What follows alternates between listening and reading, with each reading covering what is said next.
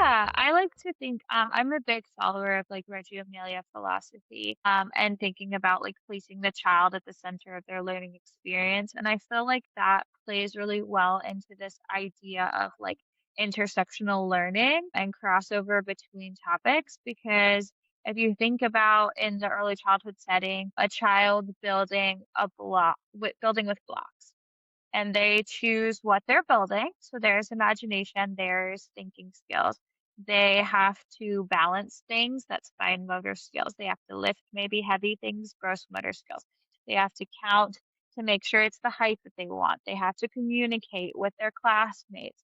They have to then use verbal skills to explain what they've built to Well, their teacher. Maybe even write something about what they built. There's writing skills. Like there's so many things that cross over into this one thing. And like it's something that I really believe in for play-based learning as well. And I've had to explain to parents sometimes because they're like, my kid is building a tower.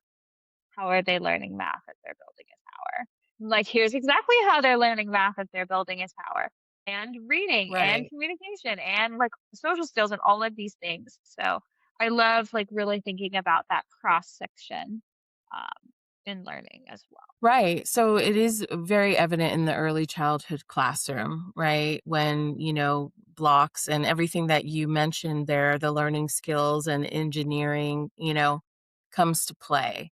And again, it's done in a way that is hands on and exploratory. So, and they're learning through that, right?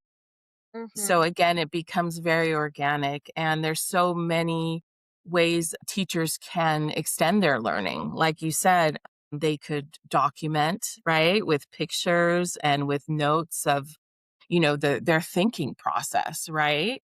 And so there are those thinking skills coming to play. And all of that is some really wonderful foundation for, school age work and a wonderful foundation for life, right? So all of those in different areas in the early childhood classroom really helps children be successful with academics.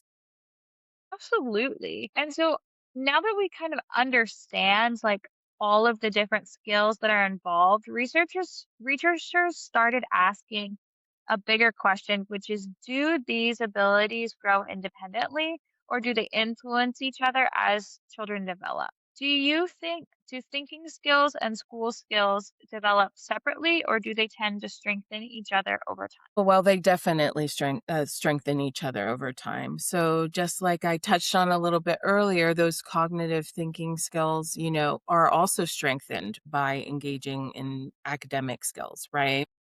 Those cognitive and academic skills are interacting. And so that also strengthens, or the academic skills also strengthen the cognitive skills. So that concept of mutualism that was brought up in the study is very true.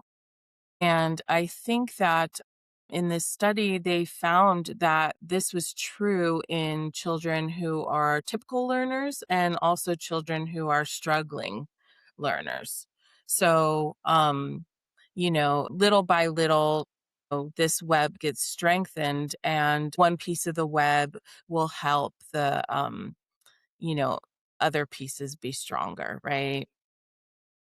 So this is really the core of the study, and you can see it's literally in the first sentence. Mutualistic theories assume that the mastering of a skill, either cognitive or academic, supports and amplifies the development of such abilities. So yeah, like this is our core. There is no separate skills. And I think this really ties into like the whole child model Mhm. of understanding education and just thinking that like, every piece is connected.